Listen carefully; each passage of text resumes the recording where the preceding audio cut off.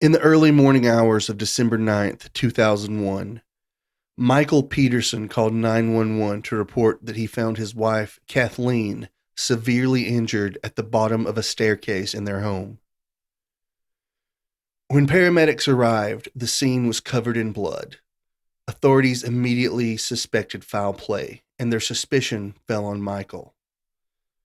As more details emerged, this turned into a rabbit hole of confusing facts that resulted in one of the most polarizing murder cases in American history. Welcome to Fact and Suspicion. I'm your host, Dan, here with my co-host, Ben. Hello. And today we're going to be talking about the mysterious death of Kathleen Peterson. Now, before we start, we should probably say we find ourselves in this position quite a bit lately. We apologize. It's been so long since we put out an episode. If you are subscribed to the YouTube channel, you probably know that Daniel has been sick, but so it's taken a while for us to get back up and running. But we're good to go now, and we expect to have episodes regularly from now on. Though, let's be honest, we've said that before. We've said that before. Though, if we tried this a week ago, you wouldn't have wanted to hear my voice. It was rough. That's true. So, yeah. All right. I just thought we should explain that real quick before we get started. Yeah. Let's get started though. So this is the death of Kathleen Peterson, and as I'm sure a lot of you know, the very popular documentary "The Staircase" is about this particular case. Though I would like to mention that something that documentary won't tell you is that Michael Peterson dated one of the producers of the documentary. What, seriously? For 15 years. Okay, actually. had they met prior to the filming of the documentary? No, they met while they were working on the documentary. Her name was Sophie Brunette. I want to say that helped some that they didn't have a prior relationship, but it still had to have affected the final outcome of the product, right? You would think so, yeah. So, I mean, I think it's important, if you watch that documentary to remember that, because I do feel like the documentary definitely falls on Michael Peterson's side of the events. Yeah, it's been a while since I've seen it, mind you, but I do remember thinking that it wasn't as flagrantly activistic as some other documentaries. It didn't seem to be necessarily making the case that he was innocent, but I can definitely see where you would get that implication from the things it chooses to show you, hanging out with the defense as much as they do. Yeah, it's definitely seems to come down on the side of the defense, but I don't think it's anywhere near as imbalanced as Making a Murderer or Paradise Lost or something along those lines. But at any rate, let's go ahead and talk about the case. Okay. So Kathleen Peterson was an executive at Nortel. That's a telecom company. And according to all the information I can find, she made about $150,000 a year.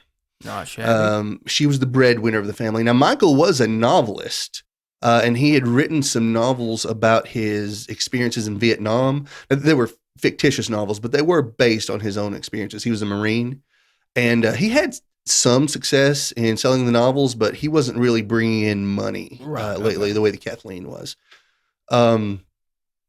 Now, as I said, he was a Marine. Peterson was awarded a Silver Star and a Bronze Star for his service. Now, something to note about that, though, is that he did have a mayoral campaign. He ran for mayor of Durham. Mm-hmm. This happened in Durham, North Carolina, by the way. Sorry. Okay. That's where Duke is. But he ran for mayor of Durham. And during that time, he also claimed, besides the Silver Star and Bronze Star, that he was awarded 2 Purple Hearts. And this was untrue. Not true. Is it technically stolen valor if you were? It is. It is okay. Because you have to consider that there were a lot of people that were really injured in war that received Purple Hearts, and he was not one of them. Now, you have to be injured to get a Purple Heart? I have no idea. Yeah, the Purple Heart, you have to be injured, I think, in battle, actually. Now, he was injured in an automobile accident while he was stationed in Japan. Mm-hmm. Pretty severely injured, but he was not injured in battle. Did this lie come out during his campaign? Yeah, it did. That's usually the kind of thing that'll sink you pretty quick. And this is something that later on was used to call his character into question. Yeah, I understand. But I want to go ahead and bring that up because, while he was, a decorated Marine, mm-hmm. he also had the stolen valor incident. So let's just keep this balanced. Okay. Right? Yeah. Now, Michael also had a history of criticizing local law enforcement and the local prosecutors. For what? Well, just the fact that they couldn't, apprehend criminals. They couldn't get convictions on things. It's just really critical of everything about them, especially a prosecutor named Jim Hardin, who actually happened to be the lead prosecutor on this case. Oh. So their relationship was already soured before. Very, very much so. So what you'd think would be maybe a little bit of another conflict of interest with that, but it's hard to say. Right. He did most of the high-profile cases, so I don't know. And also, from what I remember, most prosecutors probably would have charged this case. Yeah, I would say so. Now, another thing, just to mention about Durham in general, is it is a college town, but you have a huge wealth disparity in Durham. You have some wealthy people like Michael and his wife, and a lot of poor people. Okay. You've got a lot of, apparently it's a pretty racist town at times, especially like law enforcement is being accused of being racist, stuff like that. And there have been issues with law enforcement in Durham. I mean, it was after this, but let's not forget the Duke lacrosse case. Where they were. I forgot about that. Yeah, they were. They were charged. Magnum, or what was her name? Crystal, something like that. I think that was Magnum or Magnum. It's Crystal something. Yeah, but falsely accused of rape and falsely charged as well. Apparently. Well, to be clear, she falsely accused the Duke lacrosse players. Yes. Yeah, and then they were charged as well. This isn't the same prosecutor, is it? No, that was a different prosecutor. Because that guy, I think he ended up getting disbarred or something. I believe he did, yeah. But I just want to mention that he did were insane. Yeah, they really lied about DNA tests that would have exonerated them. Yeah. Well, I just want to keep in mind that there has been some history of some questionable practices with law enforcement and prosecution in Durham. Okay. All right. But moving on, now, by all reports, Michael and Kathleen had a really idyllic marriage. They never fought. And that's pretty much anyone you talk to, family members, friends, they really loved each other. They got along very well. Kathleen had one daughter from a previous marriage. Her name was Caitlin. Okay. Michael had two sons with his first wife, Patty. They're named Todd and Clayton. And then Michael had two adopted daughters named Margaret and Martha. Margaret and Martha belonged to a neighbor of Michael and Patty's when they lived in Germany. Her name was Elizabeth Ratliff, and she died in 1985 when they were very young, and Michael adopted them. Okay. And the family was very close. The kids were very close to Michael and Kathleen. The girls, Margaret and Martha, they called Kathleen Mom. Oh, okay. They're really close. But that's just sort of the background here. Let's get on into the timeline of what happened. And I don't remember much about this. Yeah. So Kathleen died in the early morning hours of December 9th. But we're going to start on December 8th a little bit. Because this is a detail that will be a little more important later, but I want to mention it because this apparently happened on the 8th. Okay. About 3:30 p.m., hundreds of images were deleted off of the Peterson computer with a program called Quick Clean. Do we have... We don't know... Do we know anything about that? We don't know what those images are, and it has never really come out about who did that, if maybe it was a scheduled process or something like that. Maybe it was to clean up space. There was no way to restore them, though? No, and we don't know if Michael even did that. Could have been someone else. We'll come back to that part later, though. I just want to mention it as part of the timeline. Though. Because when you get into the other details, it is suspicious.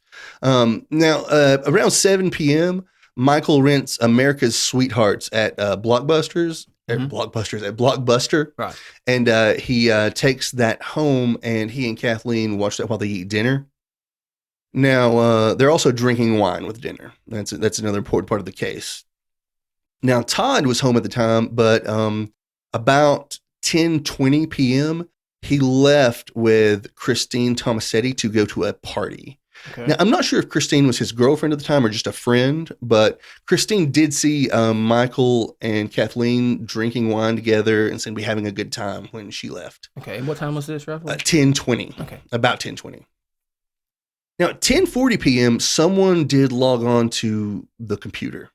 Okay. And we don't know for sure who that was. Michael says that the movie ended at about 11, and they moved into the kitchen and continued drinking wine. Mm-hmm. He says they probably had 2 bottles of wine that night. And then they left the kitchen and moved down by the pool. And they sat by the pool and talked. Now, it was, Michael said about 55 or 60 degrees that night. And which in December, that's a nice night, Mm-hmm. you know. A lot of people say, why do you sit outside for so long, on a cool night like that? But Michael was a smoker. He smoked a pipe. So maybe that wasn't allowed in the house. And, maybe they just enjoyed the cool weather. Okay. But they did. That's what he said. They sat by the pool. Now it's not unbelievable. It's not unbelievable, but it's what apparently happened according to Michael. Okay. Now, going along with that timeline, at 11:08, Kathleen's coworker actually spoke to her on the phone and says she's going to email her a file that Kathleen needed for a teleconference the next day. All right. Now, I don't know how that works with Michael and when they're in the kitchen and when they move on. And Michael doesn't really mention the phone call. Maybe he didn't know about it. Now, at 11:53 p.m., that email does come in, but it was never actually opened. So that doesn't necessarily mean Kathleen was killed or died before that. I miss emails all the time. Right. Maybe she was just out drinking and just didn't make it back up there to get the file, Now, it's unclear exactly what time Kathleen was supposed to have left the pool to walk inside. According to Michael, is maybe sometime around 1:32, maybe a little later. Is there reason to doubt that?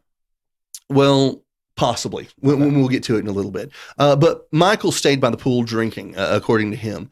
And he left the pool maybe about 2:30. At 2:41, that's when Michael calls 911.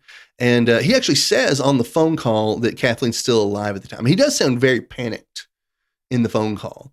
And maybe we can play that at some point. Yeah. That'd be great. Just play some clips up because he sounds very, really panicked. But he does use the phrase, she's still breathing, which I found to be a strange phrase. Maybe when you see all that blood, you think, oh, she's dead. But then you say, oh, she's still breathing. That makes sense. Right. But that's a sure sign of life. right. Seems like that's probably what, if you had legitimately found a loved one lying in a pool of their own blood, I'm sure the first thing you would look for is some sign that they were still alive. Yeah, that makes sense. And breathing is one of the more readily obvious signs of life. Yeah. Yeah. And, I don't know. I found it to be strange wording, but that doesn't, mean guilt. I haven't listened to the 911 call either, but we'll put it in the episode. Well, he's obviously he would have been panicked. He was probably drunk. No telling how he would have reacted to things, right? Right. Now, he did call back just a few minutes later to say that she had stopped breathing. And then paramedics arrive at 2:48, and Kathleen's dead. They find her lying at the bottom of the stairs in a lot of blood. And some of this blood was, congealed and drying. Okay. So the blood had been there for a while. Now, Todd showed up just after the paramedics. Okay. And, he was trying to help Michael out and, kind of moved him into the living room onto the couch. And then he went into the kitchen to get him a drink and stuff like that. According to, different accounts, multiple accounts on that one, that Todd did these things.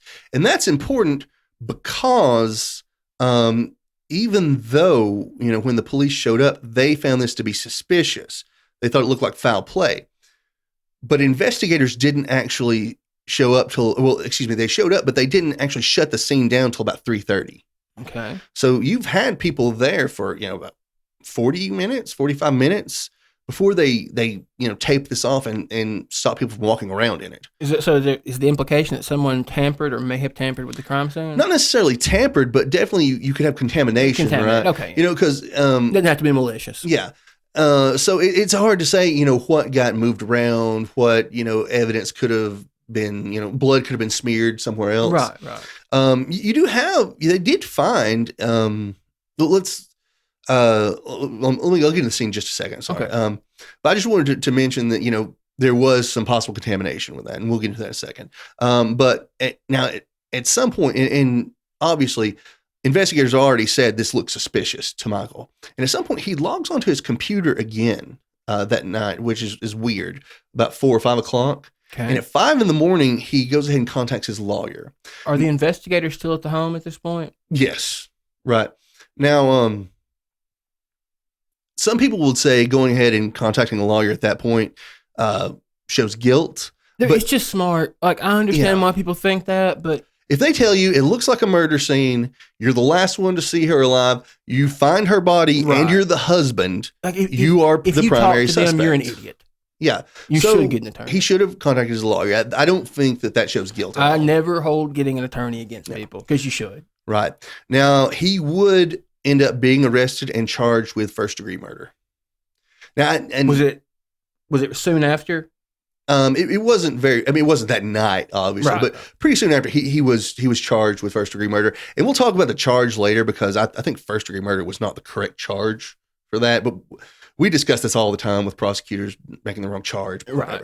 But I do want to start by talking about the scene and, some of the evidence. Now, there was a wine bottle and wine glasses found on the counter. Now, they did find Michael's clear prints, but not Kathleen's. Although there were DNA on the glasses? I don't know they found any DNA. I never read any information about that. I didn't find anything in the trial about DNA. But there were several smudges on the glasses. So Kathleen's prints could have been there. They just were smudges, and they couldn't find, clear prints. So nothing that immediately corroborates his story that they were drinking together? Other than the two glasses? No, the two glasses, not really. Well, no. Kathleen, I'll get to this in a minute about her autopsy report, but she did have a blood alcohol level of 0.07. Oh, okay. So she was drinking, obviously. Now, not much, but she was drinking, and she was taking Valium. So that mixed together, that could cause an issue, right? Now, some strange things they found. She was on Valium. I didn't remember that from Yeah, she was on Valium. Her sister said she took Valium all the time. She'd been under a lot of stress. Okay. So, now there were some blood-soaked towels that were underneath Kathleen's head, and ostensibly Michael put those there to support her head, but they could have been used for something else. That was just to cover up, right? Right. Now, also, Michael, when the paramedics show up, is barefoot, and his shoes and socks are laying over near Kathleen. It's a little weird. It is weird, though. I mean, if you walk into this big bloody mess, maybe you don't want to just track blood everywhere. I just can't imagine that'd be something I was thinking about at the time. I mean, I don't know. I don't know either. I don't know, but that's what happened, right? Now some blood spatter, very interesting, would be found. Michael was wearing shorts, and some blood spatter was found on the inside of one of the legs of those shorts. And what's the speculation about how it got there?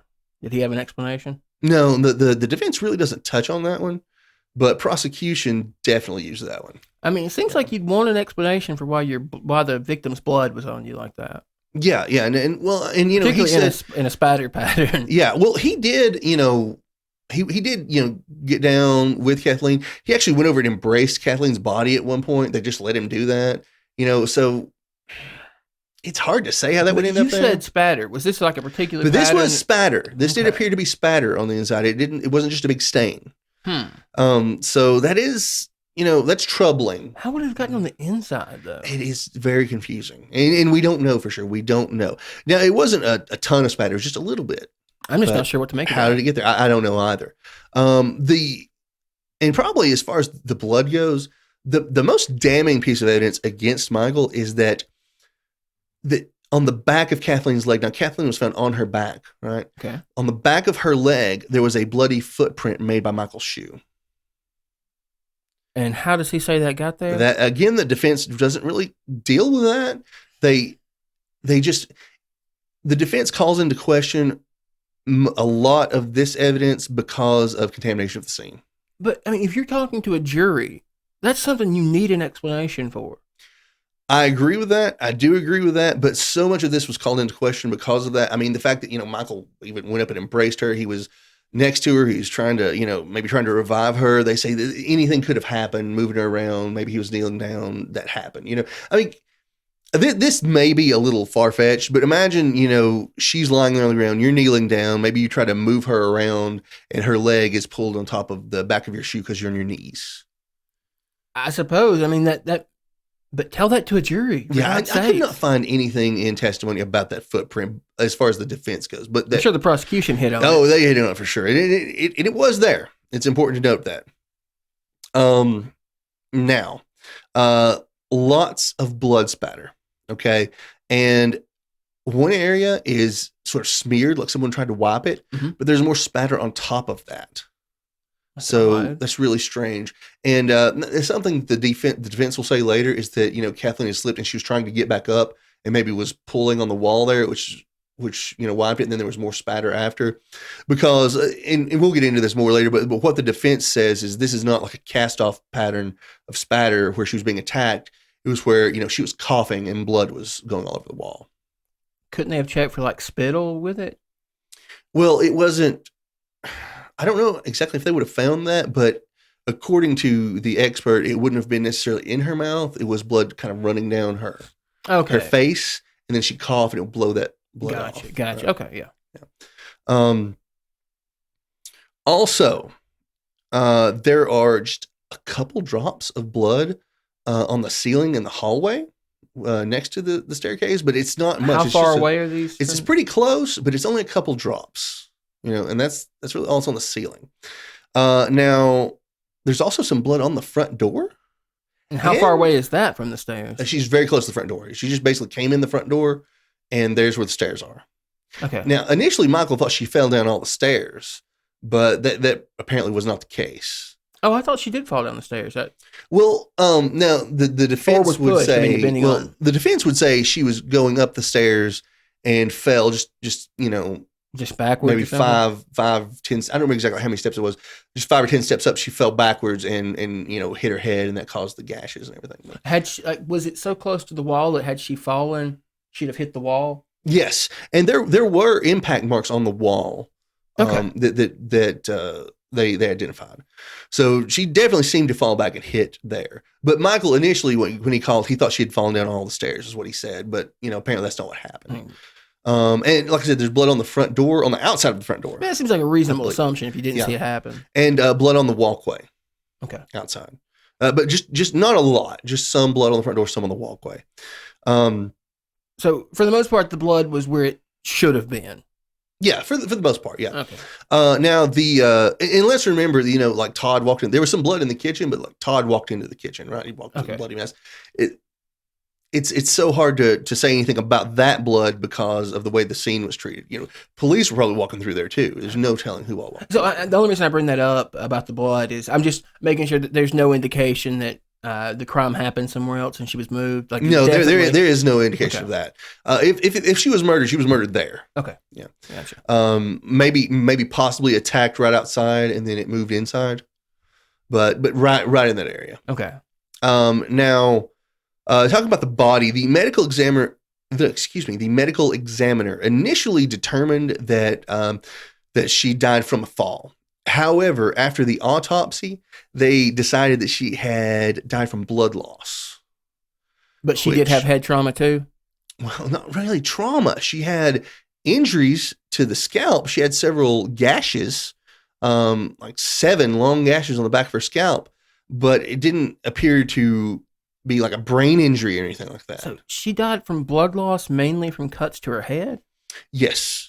And how does that work? It's according to the examination of the brain and the brain cells, they were deprived of oxygen, and that's what she died from. So it would be the blood loss. And the prosecution says that it would have taken at least 90 minutes for her to die from that. Yeah, it doesn't seem very quick. No. So, she would have had to have left Michael out there pretty, he would have had to have been there for a while by himself. Right. By the pool. For her to go in there, slip, and then bleed to death for at least 90 minutes. So his story is that they were both outside. She went in. He stayed out. Yeah. And then he found her when he came in. Yeah. And he doesn't seem very sure of how long he was out there. And to be honest, if he's sitting out there in a sort of a chaise lounge, however you want to pronounce that, lean back drinking wine. He's had a lot of wine. He could have passed out there and not even be sure. Yeah, what very time true. it was, Yeah. But at any rate, she does have 7 long gashes in the back of her head. She also had some smaller gashes on the front of her face, just kind of really small. She did have some bruising on her face, and some bruising on the front of her arms as well, which does sort of suggest an attack. Yeah, it does. Definitely. Now, as I said, she had a blood alcohol level of 0.07, and she had been taking Valium. So the Valium and the alcohol together, I think they do lend themselves to maybe a slip on the stairs. Definitely possible. It's not that drunk, and I depends on how much Valium she had. And if she took it frequently, it's not going to help her balance for sure. Right? No, it's not. It's not. Now, moving on from Kathleen's body and the immediate scene of the death, law enforcement would find nude images of men and gay pornography on Michael's computer. How is that relevant to the crime? Well, it's relevant because they're painting this as a picture of the fact that Michael was having, affairs with men, and Kathleen he just wasn't happy in the marriage anymore. Okay. Well, not happy with the marriage. Also, that they portrayed it in trial. They painted a picture of Kathleen found out about that night, and then they had a big fight, and Michael killed her. Okay, yeah, that's possible. Now Michael says he was bisexual. He is bisexual, and he says that Kathleen knew about that. And that they sort of had this unspoken thing where he would, see other men.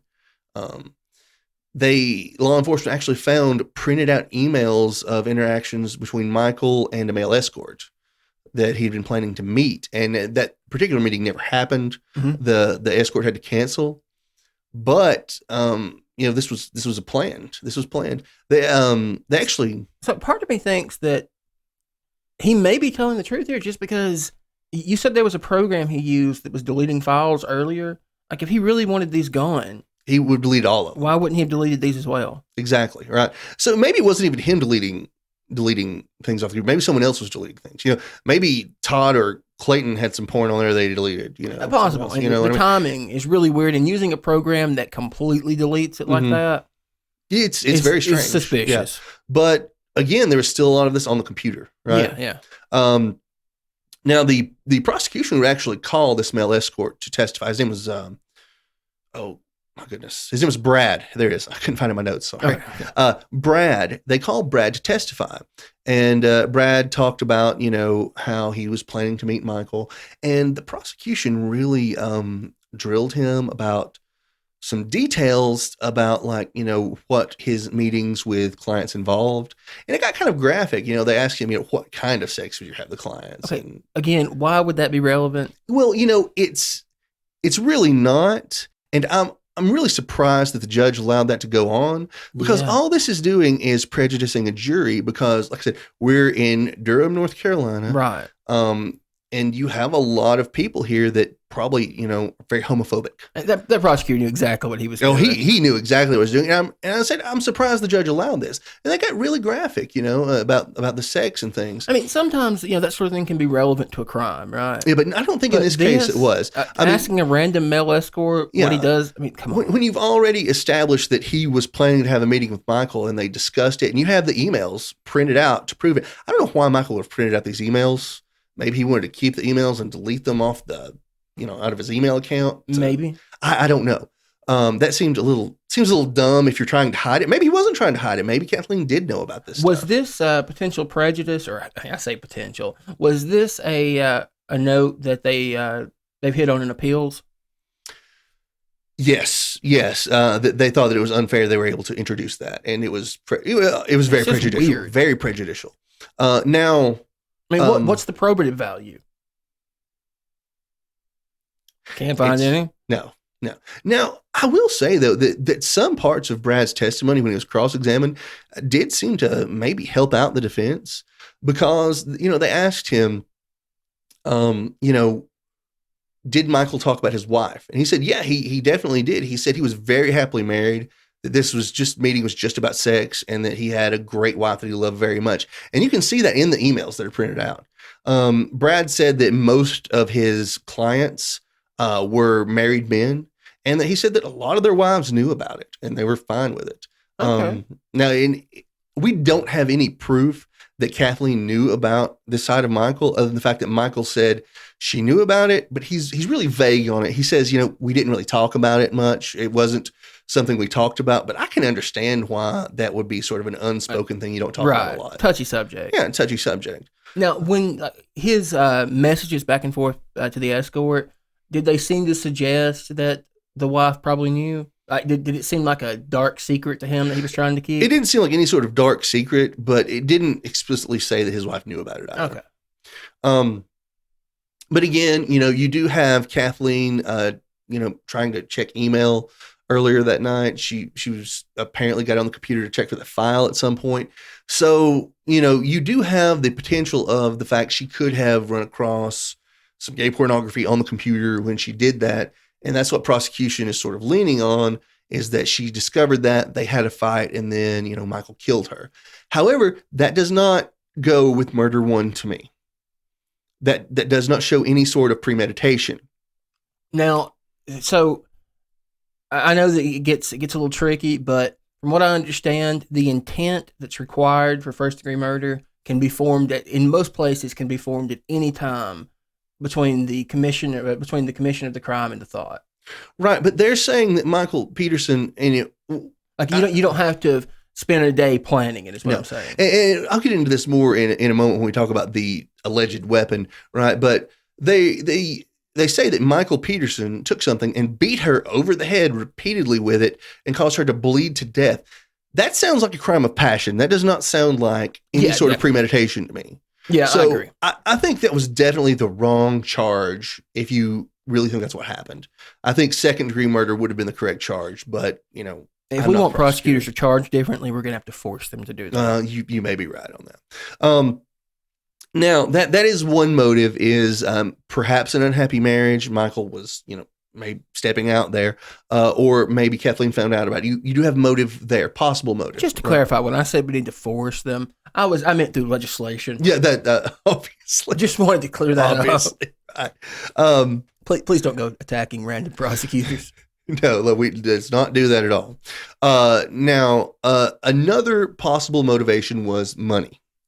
The Petersons were in debt. They had over $140,000 in credit card debt. Oh, that's not good. Right. Now, was there a life insurance policy? There was. Kathleen had a $1.4 million life insurance policy, as well as some other life insurance benefits from Nortel. Was he the sole beneficiary? No, it would have been shared with her daughter. Mm-hmm. But it would have been shared with her, but he would have still gotten quite a bit of money. That's a motive. Yeah. Another thing, like I said, that they had all that debt. She did make, about $150,000 a year. However, Nortel was having layoffs. So there was some stress for her that maybe she could have gotten laid off, but there was no direct threat of it. Okay. Their house was valued over $1 million. Now, another interesting detail about the house, I'll just mention, a lot of people know about the Hulu show Handmaid's Tale. There was a 1990 movie, Handmaid's Tale, based on the same book. Yeah. And a good portion of that was filmed in that house. They didn't own it at the time. Someone else owned it, but it was filmed in the house. It was used as the set for the commander's house. Okay. Yeah. It's interesting detail, and it shows you that it is a mansion, right? Worth over $1 million in a college town that's, usually somewhat desirable as well. Yeah. Being in a location like Durham. So again, this could have been motivation, the money, debt. Michael wasn't bringing in money. Kathleen was bringing in all the money. So I'll be honest, those two motives seem to conflict. The randomly finding gay pornography, they do, and they do. the insurance policy, like that doesn't seem compatible. It seems that one or the other. Yeah, no, that's I agree. It seems like the prosecution was just throwing everything they could find at the wall. They really did. The prosecution just threw everything out there, and we're about to get into something else. They just sort of threw out there. I really think the state should be required to have a solid theory of the case. They shouldn't just be able to just chunk spaghetti against the wall. Well, no, I agree, but I think some of that responsibility lies with the judge in, not allowing certain things in.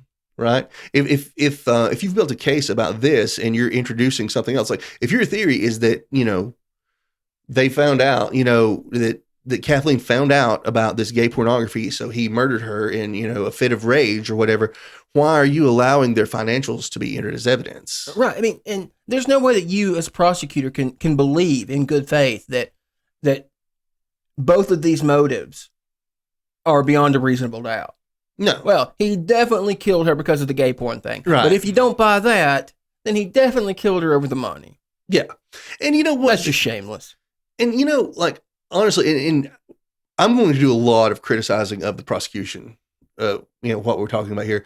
But that doesn't mean I necessarily think that Michael's innocent, right? We're talking about, there are certain pieces of evidence that are very convincing.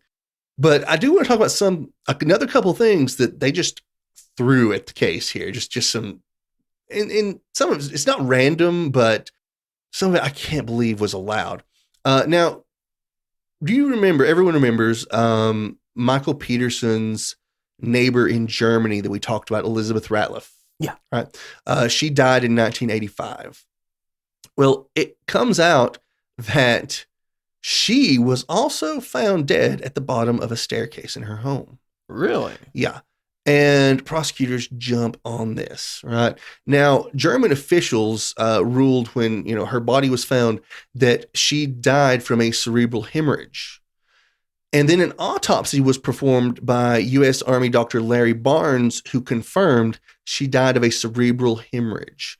She was known to have been having severe headaches at the time, and she'd actually made an appointment to see a doctor about it, but she died before that appointment. Then how could they possibly suggest these two things are related? Well, the prosecution claimed that this is evidence because when she was found at the bottom of that staircase, that later on gave Michael Peterson the idea of how to stage Kathleen's death. Because this one was found at the bottom of the staircase, maybe he should stage Kathleen's death at the bottom of a staircase when he kills her. However, what they're really trying to do is to plant an idea in the jury's mind that he may have killed this woman, and he's done this before, right? Even though the evidence seems to point away from that. Now, Elizabeth Ratliff, even though she died in Germany, was laid to rest in Texas. And in 2003, the prosecution decided they wanted to exhume her body and do another autopsy. Now, a couple of strange things about this. One is that she was exhumed in Texas and then transported all the way back to North Carolina for pathologist Deborah Radish to perform an autopsy. Who Radish, had already performed an autopsy on Kathleen and had already helped them determine that Kathleen was murdered. So she seems to be, that's a definite conflict of interest. And Peterson's attorney, David Rudolph, really argued that why is she performing this? Why not a neutral pathologist in Texas? We don't have to move the body, could perform this second autopsy. Right, yeah, of course. And, it was allowed that she be brought back to North Carolina for this particular pathologist to do the autopsy. Another thing That's insane. Yeah, I have not. Okay, so this point I have not heard brought up in any articles or any other podcast, even in the documentary. But in the documentary, they do say, I hear Peterson's attorney, David Rudolph, say they're saying that she should be perfectly preserved, right? Because, she's been embalmed, buried, everything. But I've definitely read in multiple articles that an autopsy was performed on her when she died. And as, from several cases I've looked into, preservation after an autopsy is very difficult. Now, I don't know much about that, but this was insane to me before that. Right. Though, well, so. I mean, you have to understand, and this is going to get a little graphic. Not that we haven't already been graphic, but this is going to get a little extra graphic if anybody has a problem with this. But when you do an autopsy, they're pulling all of your organs out of your body, looking at them under a microscope, weighing them, and then they basically just shove them into a garbage bag and put them back inside of you and sew you up. Your circulatory system is not intact at that point. So how is embalming effective, right? How are these organs going to be preserved inside of you if they need to be examined again? If her brain was pulled out of her head, right, to determine that she had a hemorrhage, how is that brain going to be preserved for another autopsy to determine, what happened to her? I mean, it seems like a good question to me, though. Of course, I know nothing about this. So, and this is, nearly 20 years later. She died in 1985. This is 2003, 18 years later. How do you determine anything this much later? Or at least 17 years later, depending on the month that these things happen, right? This prosecutor's a real scumbag. Well, they were already enemies, right? Now, even stranger is that when Radish performs this autopsy, she puts in her report that Ratliff died from blunt force trauma as a result of a homicidal assault. The hell?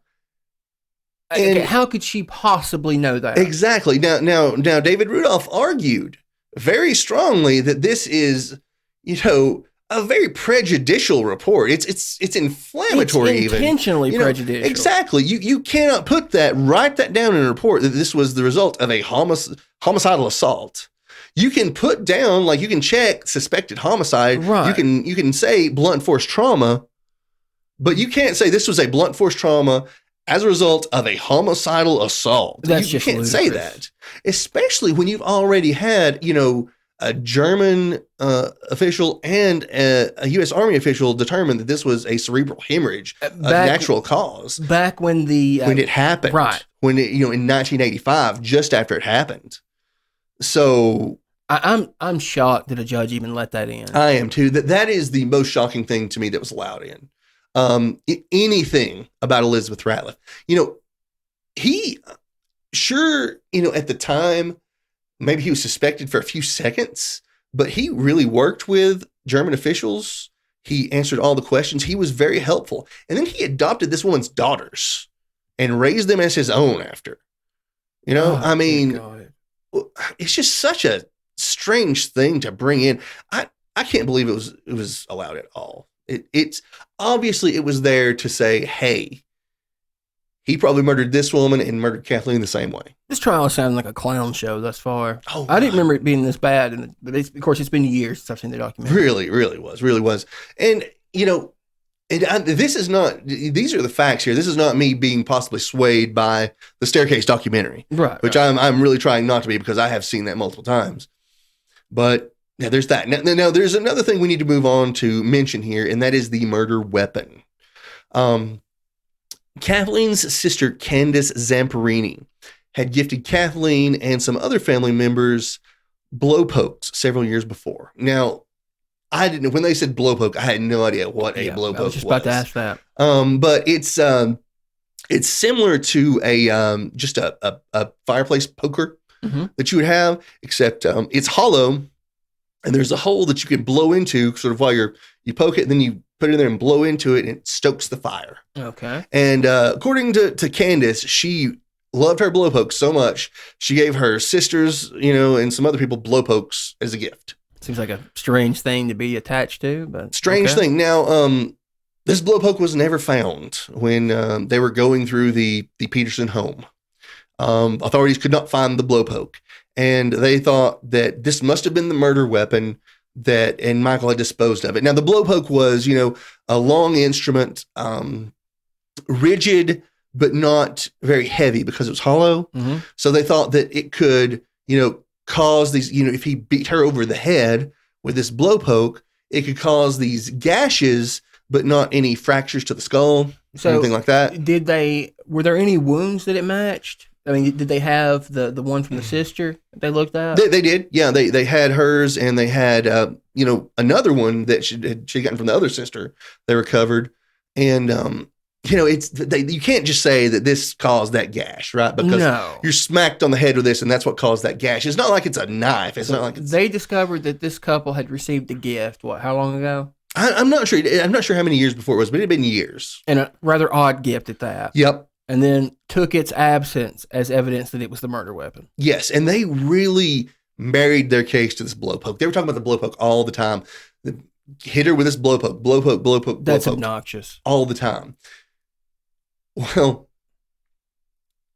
really, really strange, maybe even suspect thing happens after this, right?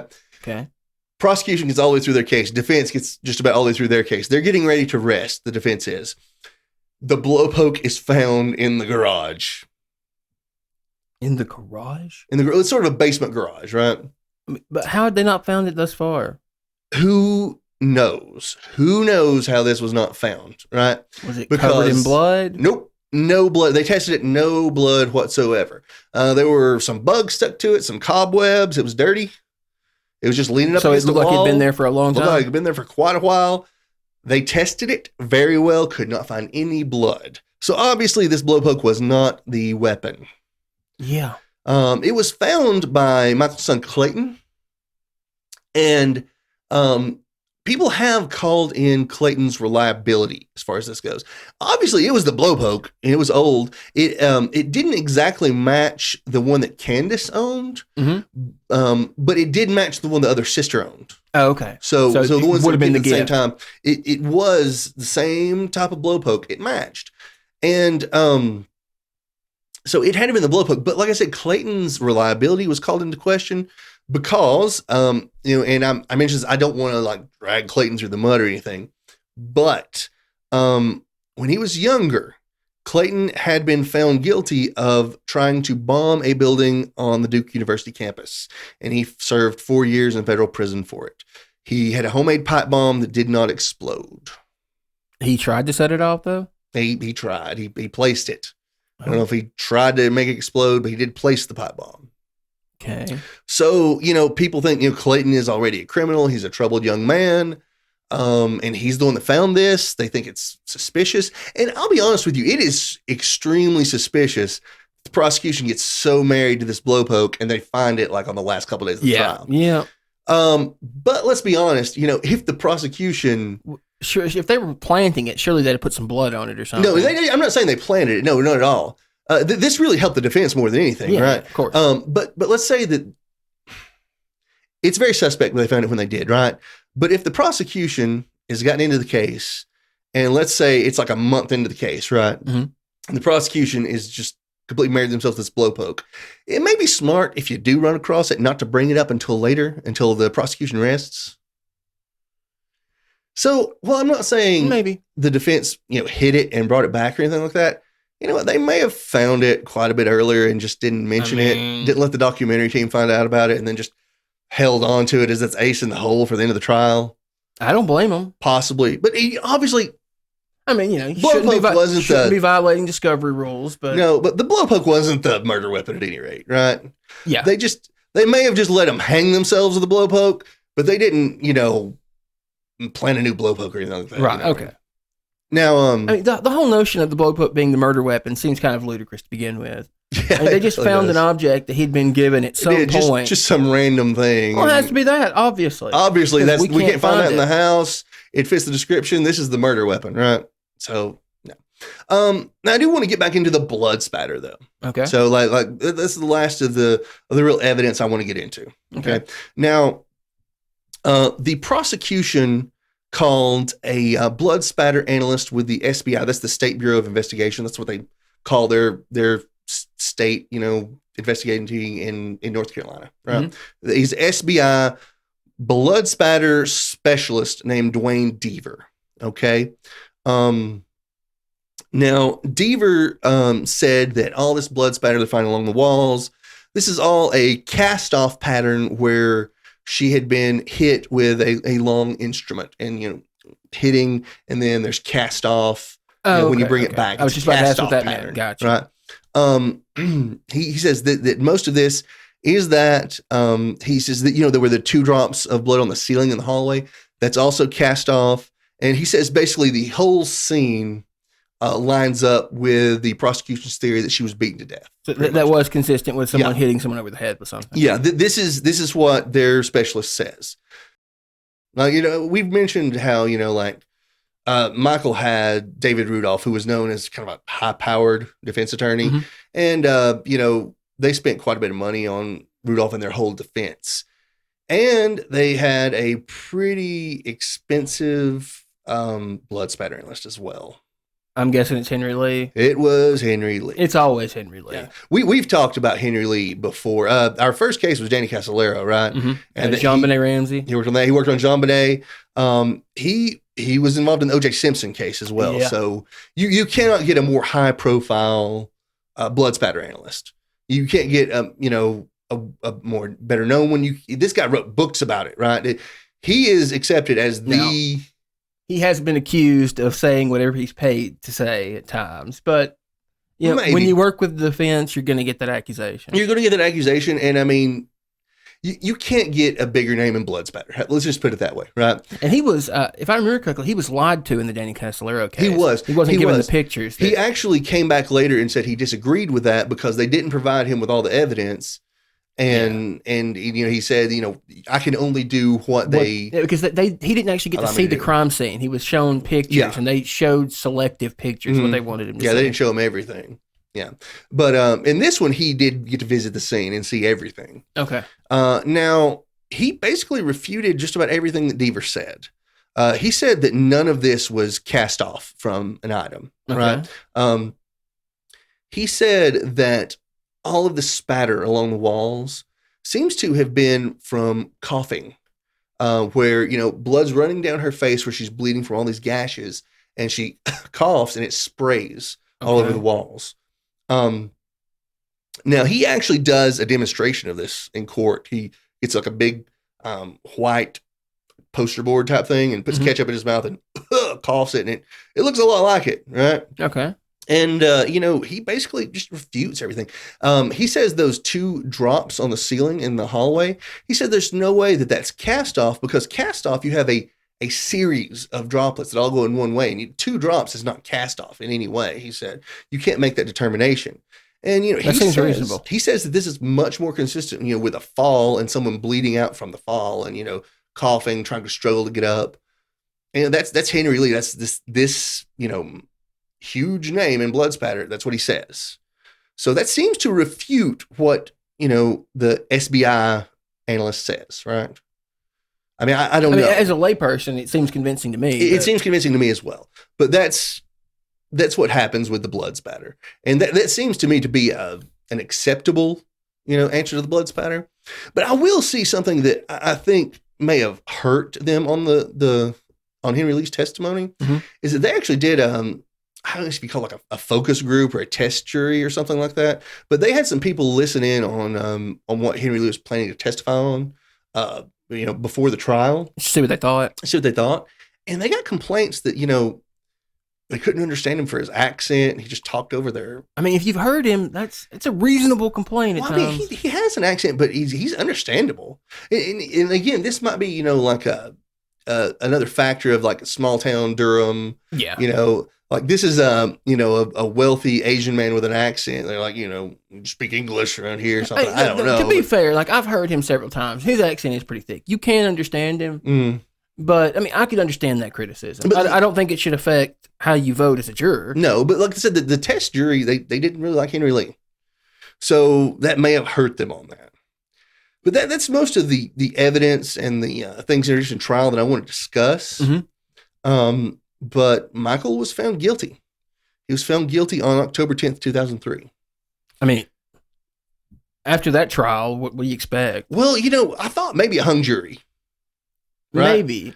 You think someone would think he was innocent with all the, just, I don't know. It was a farce. And you have so much stuff introduced that just doesn't make sense, right? Like, but between the Ratliff incident and the male escort. Yeah. Like, this seems like the jury would be too prejudiced by that point, considering where this jury is. I would agree with you on that, but you think someone, in this college town would have said, hey, this is just a fair point, right? This is a big smoke screen by the prosecution, right? But maybe not, I don't guess they got all Duke professors on the jury. I guess not. Right? So that's what happened. He was found guilty. And, he appealed. He lost the appeal. And it looks like Michael Peterson's going to spend the rest of his life in jail. But I guess I'm wrong. I thought he got out at some point. Well, we're about to get to that. Actually. Okay. That's what it looked like was going to happen, right? Okay. But something happened in 2010. They start, reinvestigating some cases that are being appealed, and they start to look into the work of the SBI blood analyst, Dwayne Deaver. The guy who did the case here. Yeah, and he was, their main, ace in the hole, saying this is how we know she was murdered. This is cast-off pattern, right? Well, it turns out he was seen as probably the worst blood spatter analyst working for the SBI. He was seen to have done really shoddy work when they start looking into it, just sort of ignoring science in all of his cases. He would just, he's accused of just writing up reports that agree with prosecution, basically. He said, during the trial that he'd worked on hundreds of cases. Turns out this was his third case. Oh, dear God. Yeah. So not experienced at all. So he told a jury that he had hundreds of cases worth of experience. Yep. And this was his third case. Okay, that's ridiculous. Yeah. So obviously this is showing that Michael did not get a fair trial. Among other things, they've been complaining about, certain evidence allowed in, like we've talked about, discussing the blood spatter is one of the few legitimate things the prosecution seems to have done. And then that turns out to be a sham as well. Exactly. I mean, I don't know if Michael did it, but he probably shouldn't be in prison right now if that's all they had. No. Now, he was released on bail in 2011 when they granted him a new trial. Okay. So, and this is sort of drug on for a long time. He actually tried to have the new trial dismissed because, he didn't think there was, they argued there wasn't enough evidence. So they just weren't sure if the state was going to refile the cases or refile the charges at this point? Well, no, the state was refiling the charges for sure, but he was trying to get it dismissed. Rudolph was still representing him, but at this point he was doing it pro bono because, Michael didn't have any money left. And David Rudolph actually went into like some serious financial strain. I've read he almost went bankrupt, representing Michael pro bono. And then, eventually, they've got a trial date set for 2018. Michael's still out on bail, and they offer him an Alford plea, and he takes it. He did an Alford plea. I don't really blame him. No, he did. He pled an Alford plea, which I know we've talked about before, but just for anyone that doesn't know, an Alford plea is basically pleading guilty without saying you're guilty. You say that the prosecution has enough evidence to prosecute you, but you don't admit guilt. Right. And that's what the West Memphis 3 did. Yeah, that they did. And he made an Alford plea on a charge of manslaughter and was given time served and released. Okay, so he's out. He's out. He is out. Yeah. Now, obviously, you have a lot of people that are really not satisfied by this. The Alford plea is like the last refuge of the corrupt DA. Yeah. And and you say that I think there have been some legitimate uses of an Alford plea. I'm sure there have been, but some of them also have been absolute bullshit. Yeah, and I'm going to say something here. Like, I'm not going to say an Alford plea shouldn't be allowed, but in this kind of circumstance where you're offering an Alford plea to someone who obviously has not been given a fair trial and it seems to be innocent, I don't think that should be allowed at all. I feel like a prosecutor, if some exculpatory evidence comes up or some evidence that really casts doubt on your reasonable doubt, right, that the prosecutor should come forth, drop the charges, and get them out of jail. Well, of course, that's the ethical thing to do. I think they should. What they're worried about is being sued. I get that, but I think you should be able to throw a prosecutor in jail if they don't do that. I agree, of course. You know what I mean? The latitude we give prosecutors, it's ridiculous. It's absolutely ridiculous. And the problem, the root of the problem, and we've said this before, is that the job of the prosecutor in the United States is not to protect the citizens like it should be. The job is to get a conviction. Well, technically their job is to find the truth. But what that amounts to in practice is getting the conviction at all costs, often. I get you. You know what I want from a prosecutor? I want you to put someone in jail that is a danger to society, right? Don't just pick someone because you're under pressure and get them in jail. And I'm not saying that's what they did to Michael Peterson. I'm not even saying Michael Peterson's innocent, but I'm saying this was not tried correctly, obviously. No, clearly not. And I don't think he should have had to sign an Alford plea. I think they should have just, released the man. They should have dropped the charges. Often that's a way to prevent being sued. I know, I understand. And that's for destroying someone's life. Yeah, that's definitely what they did in the case of the West Memphis Three. Yeah, of course. But like I said, there have been some legitimate uses of an Alfred plea. Like, there have been times when someone was guilty, obviously guilty, but they didn't want to admit it, and they allowed them to make an Alfred plea, and they still put them in jail, like as a guilty plea, Like, it's happened, right? But this one, not one of them. But, Michael got out. He is a convicted felon for manslaughter, but there is more to the case I do want to discuss past this. I mean, past him just getting out, right? The first thing is something that didn't come out until, years after the first trial. Okay. And everyone probably knows what I'm going to mention if they're familiar with this case. That is the infamous owl theory. I am familiar, but it's been a while. Okay. They found a feather or something like that? Yeah, let me refresh everyone. Okay. This was something that a Durham attorney named T. Lawrence Pollard came up with several years after the trial. He was not involved in the trial in any way, but he did follow it, and he did see some information, police reports that were released, medical reports, stuff like that. And he actually did live around the same neighborhood as well as the Petersons. Okay. Now, something that was found in Kathleen's hair was a microscopic owl feather. Also, in Kathleen's hand, she had ripped out some of her own hair. Okay. And there were some microscopic owl feathers found in that hair in her hand as well. Interesting. They also found in her hair some pine needles and a wood splinter. What's from the a tree relevance outside. to the pine needles and whatnot? Well, this stuff came from a tree.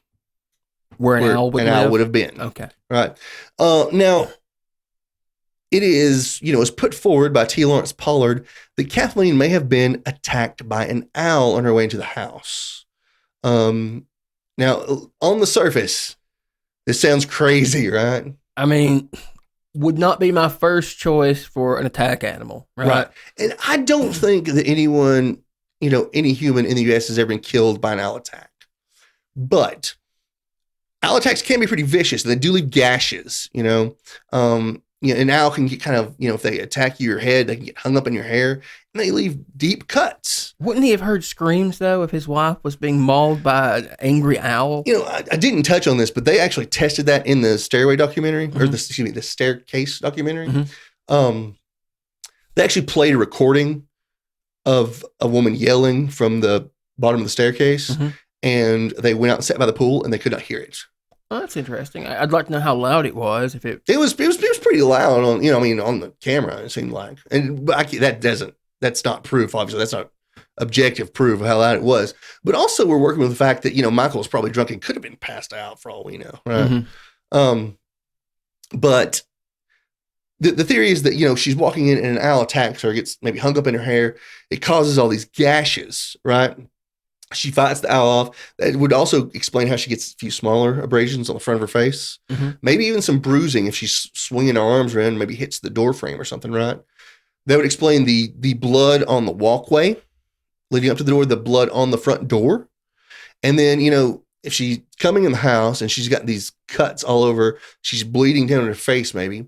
She's kind of drunk. She's on Valium and she starts climbing up the stairs, also flustered from this owl attack. She can't see clearly because of the blood. Maybe blood drips down. She slips on it, falls back and hits her head. I mean, it's a lot of speculation. That's a theory. But... And, I'm not saying it happened. I'm saying there's a chance it happened. But I'm going to say, a chance it happened in that you cannot rule out, like, every possibility in every parallel universe. Okay, yeah, but, and again, I'm not saying this happened, but there were owl feathers in her hair. Where does that come from? I mean, I suppose you get the same result by an invisible man following her around and cutting little gashes in her skin. I mean, there's no evidence of that either. I'm going to say something. Like, for one, I'm not saying I think this happened.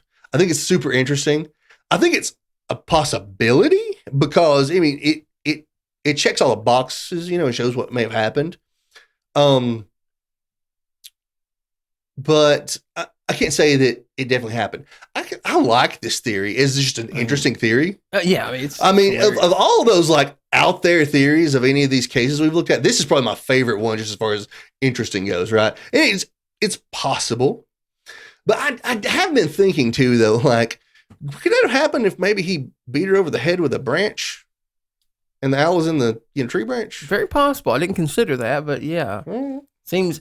I mean, Occam's razor would probably suggest the branch thing. Yeah, it would, right? And, a branch, that seems like maybe something pretty easy to dispose of, too, right? Like, and again, I'm not saying Michael Peterson's guilty or innocent, but I'm saying if he did kill her, if he did beat her over the head with a branch, right? Mm-hmm. I mean, you live out there, a lot of trees. I mean, you walk away, let her bleed to death, and you throw it out in the woods somewhere. They don't find it the next day. You burn some leaves and it's gone. I guess that's possible. Seems like if using a branch, would have had to have been bark mixed in with the blood and stuff, right? Well, there was, like I said, there was some splinters, like a little wood chip. So I don't know about bark, but there were pine needles. There's the microscopic owl feather. I don't know. Hell, maybe an owl had landed on the damn chair she was sitting on out by the pool. Maybe so. I'm not saying the woman didn't just fall on her own. He may have beat her to death. I don't know. But it's just weird to me that he could have like beat her to the point of having all these gashes over her head and she doesn't have like brain trauma from it. Yeah, that is strange. Yeah. You know what I mean? I keep forgetting that the cause of death had nothing to do with blood loss, head trauma. That's so weird. It is so weird, and if Henry Lee can be believed, there's no cast-off pattern. It makes sense, because it's not like all in one direction like a cast-off pattern would be. And from his demonstrations, it doesn't look like a cast-off pattern. He did a lot of demonstrations that you can watch in the Staircase documentary if you want to. But it's interesting, like it doesn't look like she was beat to death right there with something, or at least a long instrument that would have, left that kind of pattern, if these experts can be believed. I mean, without head trauma, I don't understand how they argue that she was bludgeoned to death anyways. I don't know either.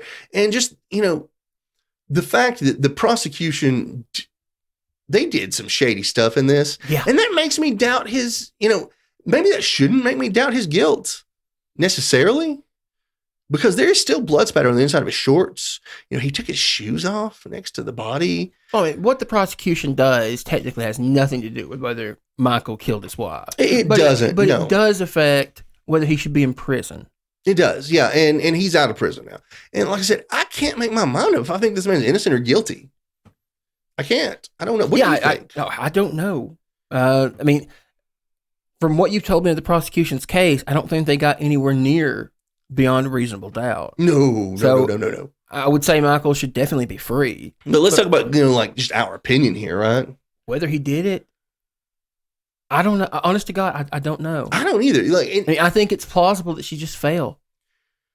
There are a lot of true crime people that really lean toward guilty on this one. I feel like I lean more toward innocent as far as Michael goes. Just because I don't see any good proof that he did it.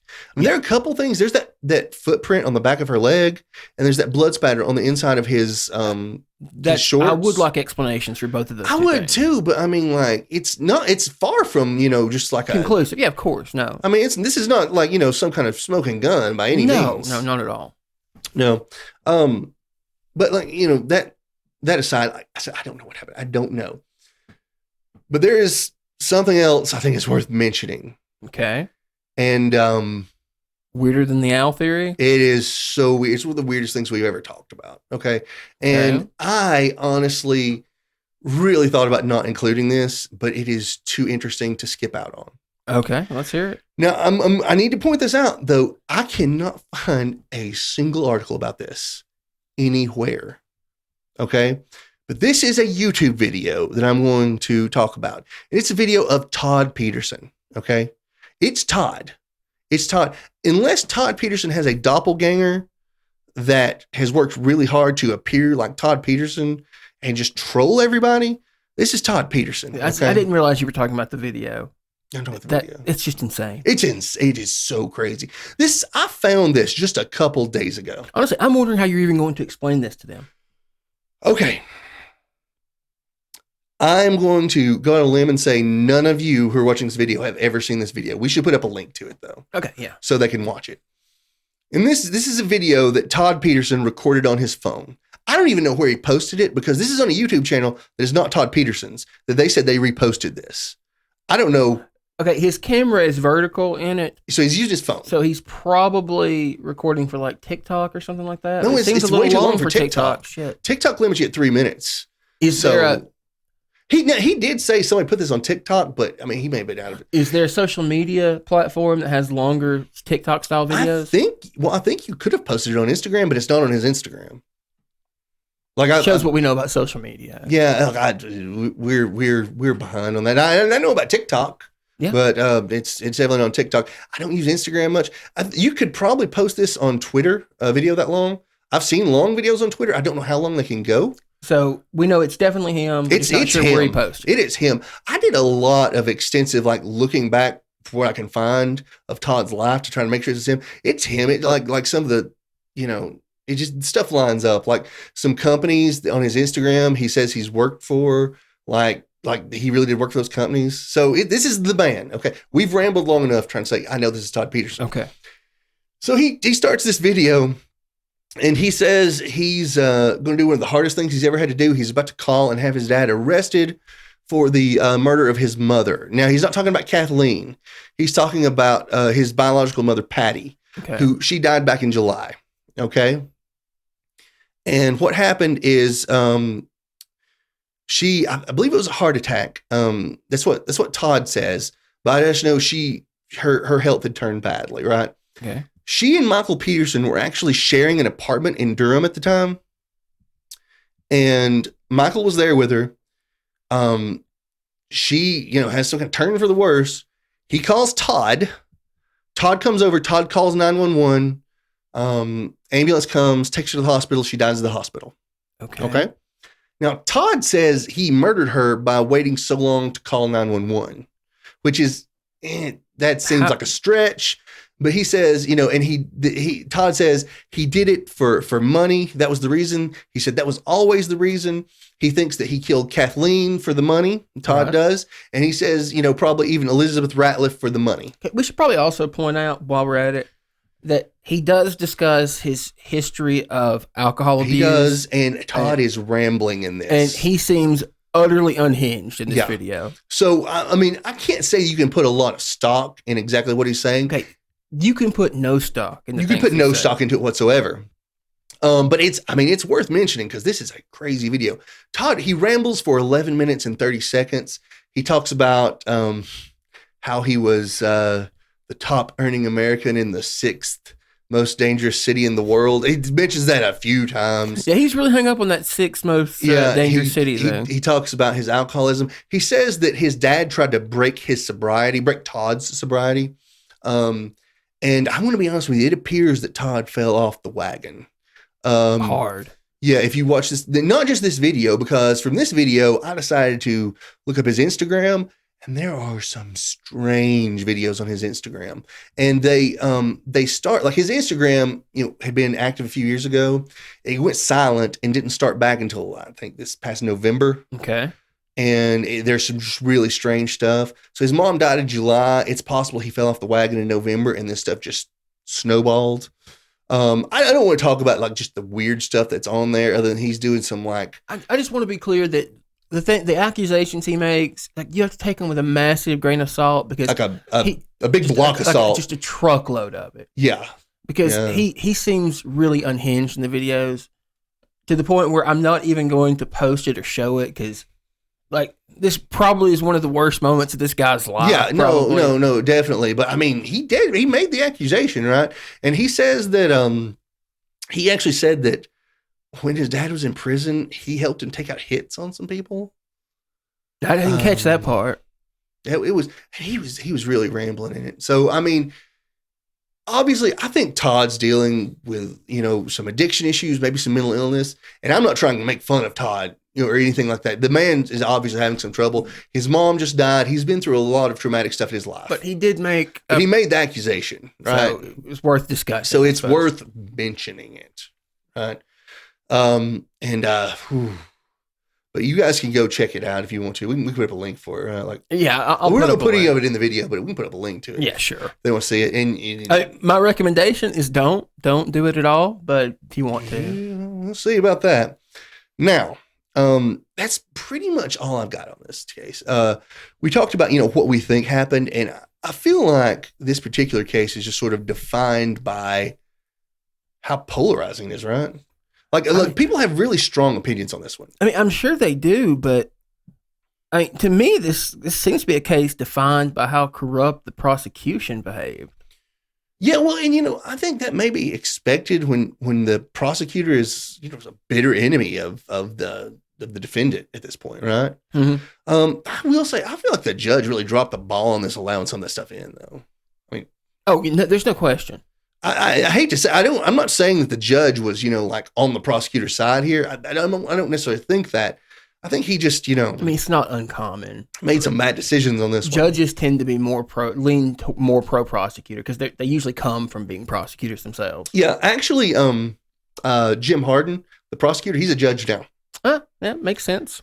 And you know what? That's kind of disturbing to me because, obviously, whether Jim Harden was homophobic or not, he was really playing on the of the course, he knew homophobic. exactly what he was doing. Yeah, he wanted little church ladies really offended about the whole gay escort thing and wanted that to be transferred to Michael Peterson. Well, I don't like the idea of someone that played that card being a judge now. Oh God, no.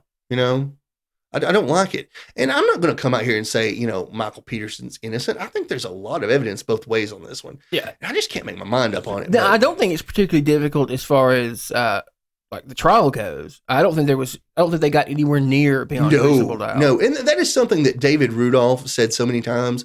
He said that their strategy shouldn't necessarily be to go out there and say Michael's innocent. Don't go out and try to prove his innocence. Just go out there and prove that, what the prosecution's saying is, they're full of crap. Yeah. The thing is, they were. And I feel like the defense proved that, but he was still found guilty. A lot of times, jurors want more than they don't. First of all, they don't understand burden of proof. Mm-hmm. And often they expect the defendant to have answers to everything, even though legally they're not required to have these answers. Right. If the prosecution can't prove it beyond a reasonable doubt, then the default is that it didn't happen legally. And I think jurors often misunderstand that. Now for me, like I've said, I don't know. I can't make up my mind about what I think happened on this one. But if I'd been on that jury, okay, the minute they brought in the Elizabeth Ratliff stuff from Germany, I would have made my mind up right there. I'm going to be not guilty. Like I will stick with that until, unless there's some smoking gun evidence. Right then, I would have made my mind up. I'm going to stick with not guilty. I'll make a hung jury if I have to. So I think that's your response. I think for most average people in the jury, they saw another lady dying with another staircase. I get circumstances involving a staircase, and that's all they thought. I get that, but I see, and that's exactly what the prosecutor was going for because he knew that's the conclusion they would reach. I see just an underhanded prosecutor at that point, though, and at that point, I would realize this is not a fair trial. They're not giving this guy a fair trial. Someone has to stop this, right? But obviously, that didn't happen in this case. Well, no. I mean, at least he's out now. Gets to spend his last remaining years. Yeah, not in prison. His family, his kids stuck with him, like his two sons stuck with him. I mean, until maybe Todd with this more recent thing. And even that could have just been one bad. It may have been just one bad. I mean, when people fall off the wagon, they do some strange things, Yeah. And I mean, let's not blame Todd's actions. I mean, it's his addiction, that could be causing him to do this. Let's not blame it on him as the person, right? Right, of course. But maybe Todd's estranged now. Now his two adopted daughters, they stuck by him. But Kathleen's daughter, she stuck by him for a while, but she was convinced by some of the evidence she saw in trial, and she, turned away. Kathleen's two sisters, they hate Michael. They've hated him from the beginning, though. They thought he killed her, from the start. That's often the case of family. It is. Can't really blame them. No, I mean, if someone close to me, look, if they were murdered, I'd be looking for someone to blame too. Yeah, of course. I would. I'd like to think that I could be objective, but I don't think you can. Honestly, often your opinion about someone before the incident has a lot to do with whether you think they're guilty. Yeah, and I get the idea. They kind of saw Michael as a bit of a freeloader already because Kathleen was making all the money. Michael, he wrote these novels, but nothing else is happening right now. Yeah. So, yeah, it's an interesting case. This is one of my, like dating back, this is one of my favorite cases. And I would say, like, as far as like you don't know what happened, it's sort of a mysterious thing. This is probably my favorite true crime documentary goes. There are some true crime documentaries. It was really good. I like more than this, but those, you know what happened. Yeah. You know what I mean? Like Evil Genius. Or Paradise Lost. I thought Paradise Lost was great. There were so many of them, though. Yeah. Oh, man. So do you have one of those fancy outros you like to do? Or? Yeah, I've got it. Okay. All right. Let's go for it. Let's do it. All right. In some cases, we will never have concrete answers. This one will likely remain a mystery. Regardless of Michael Peterson's guilt, this death has torn a family apart. Even if hard evidence of Michael's guilt or innocence came to light, these wounds would never heal. I can't decide how I feel about this case. Certainly, there doesn't seem to have been enough evidence to convict Peterson, but that does not mean that he is innocent. We'd like to thank you for listening to Fact and Suspicion. If you've enjoyed this episode, we'd love for you to like and subscribe. If you have any feedback for us, or if you have a case you'd like to suggest for us to cover, we'd like for you to contact us through email at factandsuspicion@gmail.com or on Twitter @andsuspicion.